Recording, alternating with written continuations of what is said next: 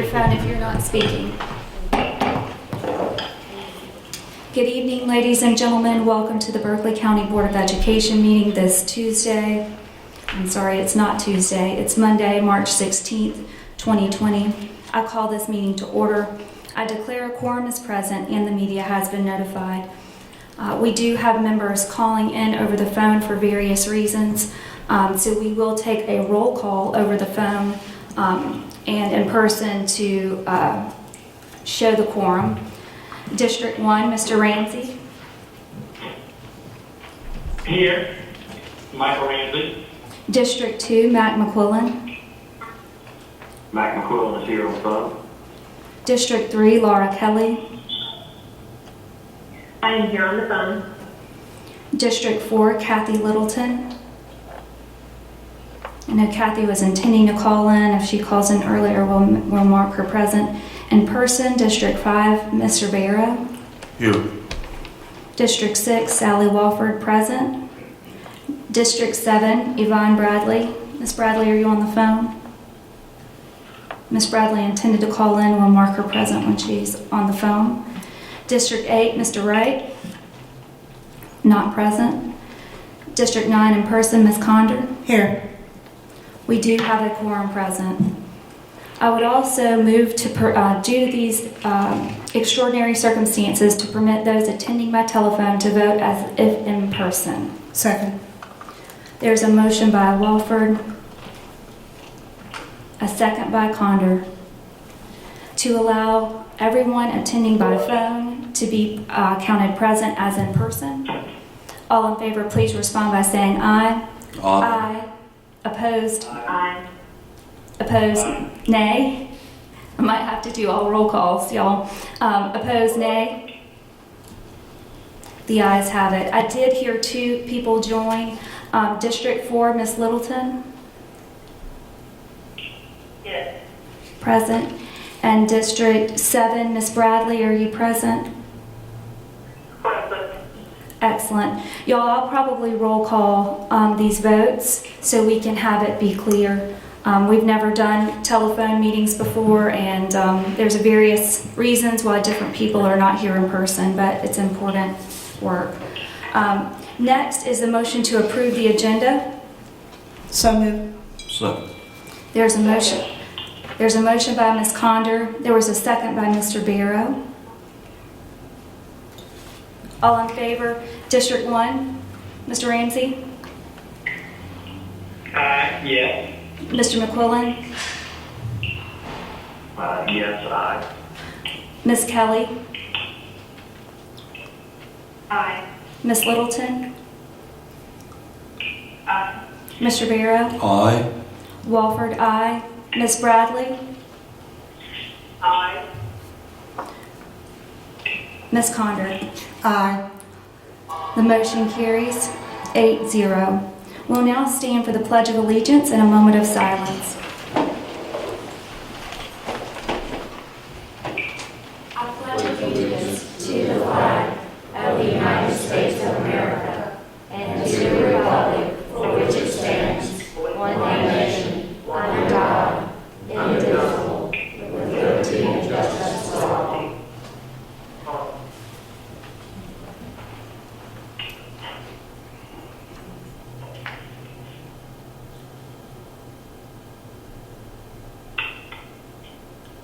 For some reason you keep cutting out. I don't know if I'm the only one. Please be seated. Yeah, cut out for a second, probably come back. It was just a moment of silence. We're good to go. All right, we're now going to move on to agenda item D, the superintendent's update on the coronavirus COVID-19 and Berkeley County School District response and plan. Thank you, Madam Chair. Staff members, members of the audience and public streaming and listening.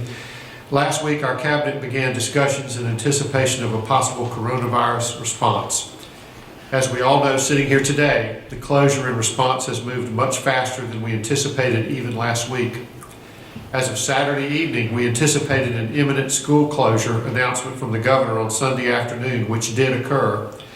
It was my belief that if we could be prepared with a public announcement and memorandum to principals to be circulated upon the announcement, that we would be able to get in front of speculation, rumors, and stress. I'm very proud that senior members of my staff gathered for almost 10 hours on Sunday to develop protocols, public service announcements, and work hand in hand together to shift this massive organization from a traditional school-based learning platform to an e-learning platform.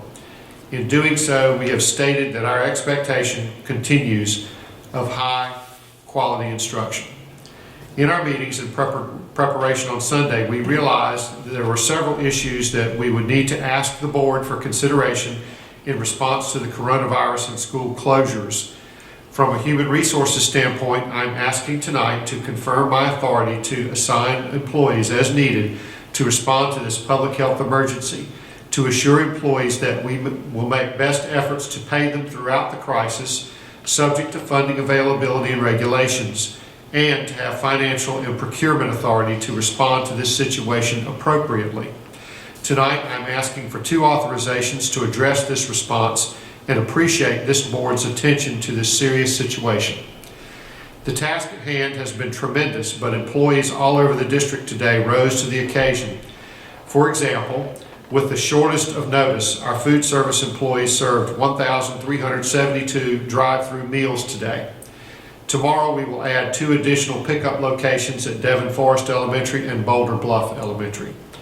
I would encourage everyone to continue to refer to the most updated information on our website and social media platforms, or to contact your local school. We know there will be mistakes, and we know that no plan is perfect, but we also know that preparation wins every time. We heard from the teacher of the year at Daniel Island School, Stephanie Donnelly, that today was awesome and seamless as they transformed their lesson plans to an e-learning platform. Each day, we will continue to work to transform our plans as necessary to keep students safe, as is this board's #1 value, and to accomplish to the best of our abilities delivering high-quality instruction. All participants have been unmuted. Does anyone have any questions for Dr. Ingram after that update?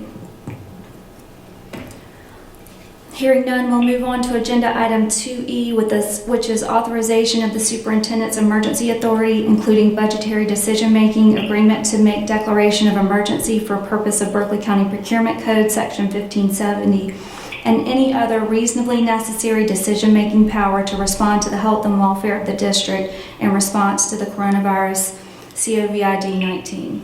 Madam Chairwoman, I move to give the superintendent emergency authority, including budgetary decision-making, to authorize or agree with his determination that conditions exist for emergency procurement determinations consistent with Section 1570 of the Procurement Code, and all other decision-making power to respond to the health and welfare of the district. The superintendent shall report all actions and emergency procurements taken pursuant to this motion to the board following the state of emergency. Second. I'll yield to who's on the phone. Who called second? Was that Kathy? Kathy, did you second? Yes.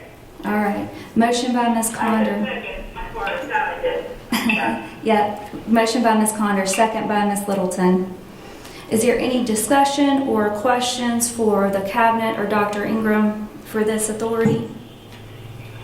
I have a question. I have no issues with the proclamation, with the motion, but I would like to be informed during the process of any major and significant decisions that are made.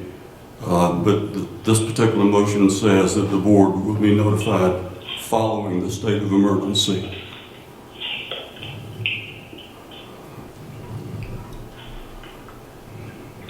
Be glad to inform you of any decision that would require unusual That's all I'm saying. spending or something Because like that. we will We would be- do that before we would actually do it. The only reason I say that, we are likely to be asked by our constituents, by news media and so forth, of judgments and decisions that the superintendent makes, and I'd like to be able to have a wherewithal response. Sure. I think this was just in response to what the governor did. He declared a state of emergency. I mean, that's my understanding of this. But Am I correct? Sure, but I have no problem texting the board. That's the fastest way to do it, to be honest, with anything that's outside of what would normally be day-to-day operational things. I'm really I may not need to- talking about some insignificant, Right. where they're all significant, Sure. but I'm talking about a major decision that could impact the Absolutely. entire district. We'd like to be made aware of that before Absolutely. the conclusion of the suspension of school. Sure. Thank you. So for everyone on the phone, if you will mute your phone if you're not speaking, because somebody's got some background noise and it's cutting out where everybody can't hear. But Mr. Barrow was asking about that major decisions would be communicated to the board members during this process, in addition to after the state of emergency. Okay. Does anyone on the phone have any additional questions? No, I just didn't hear what you was trying to ask because of that background noise. I'm good too.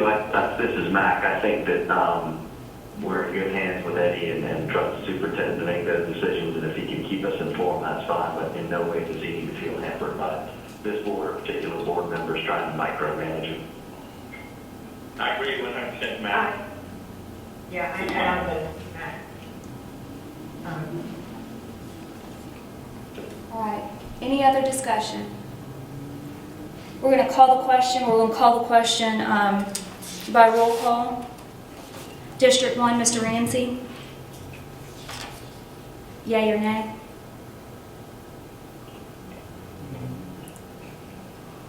Take it off mute. We had no idea how challenging this would be. All right, Mr. Ramsey, we're calling the question, and you're the first vote. Yay or nay?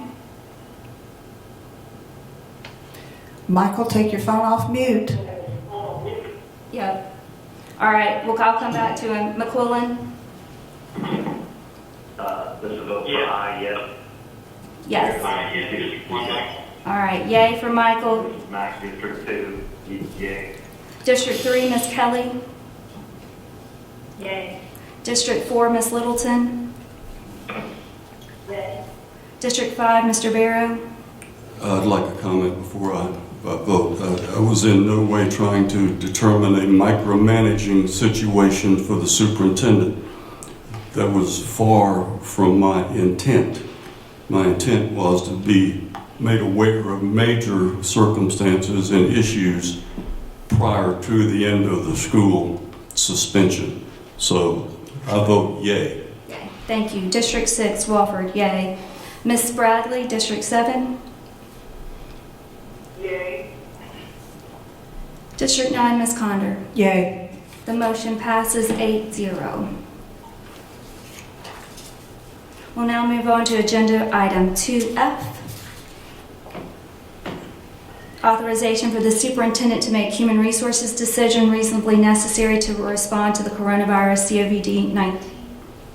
Madam Chairman, I move to authorize the superintendent to make any personnel assignments and make other personnel decisions during any period of school closure for students to assist in the response to coronavirus, including but not limited to, first, determining the appropriate staffing needs, including essential and non-essential personnel required to report to work. Second, assigning duties and tasks to employees outside of their normal duties. Third, requiring employees to perform tasks remotely and be available for consultation with supervisors, parents, and students. Fourth, compensating employees at their normal rate of pay during any such time they are directed to not report to work without requiring employees to use sick or personal leave.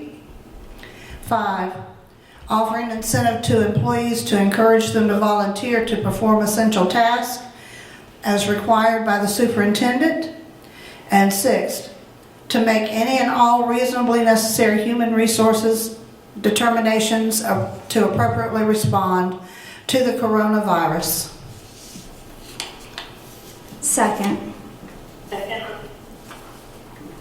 The motion was made by Conder, the second is Walford.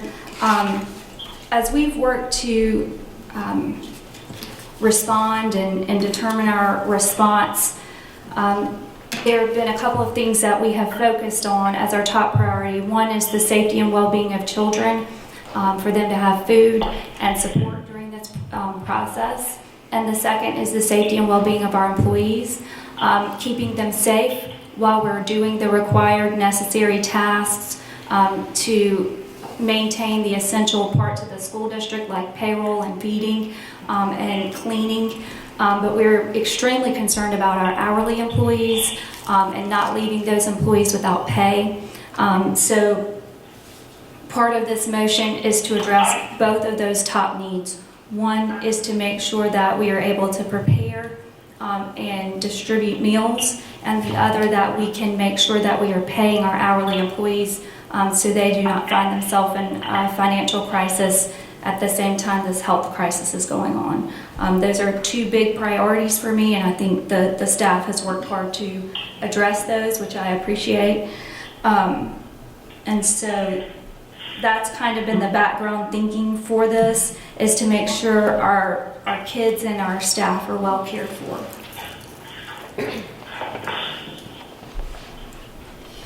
Any other discussion? Hearing none, we'll call the question. District 1, Mr. Ramsey. District 1, yes. Aye. District 2, Mr. McQuillan. Yes, I vote in favor of an aye. District 3, Ms. Kelly. Yes, definitely. Aye. District 4, Ms. Littleton. Aye. District 5, Mr. Barrow. Aye. District 6, Walford, yay. District 7, Ms. Bradley. Yeah. I did hear the phone beep, so I'm going to call Mr. Wright, if Mr. Wright's on the phone. All right. That would be, I'm on my office phone and I got my cell phone, I'm sorry. Okay, no worries. So District 8, Mr. Wright, no vote. District 9, Ms. Conder. Aye. Aye. The motion carries 8-0. We'll now entertain a motion to adjourn. So moved. Second. Who called a second? Miss Littleton? Bradley, Miss Bradley.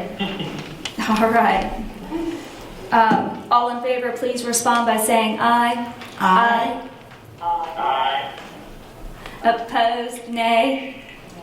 The ayes have it, 8-0. We are adjourned.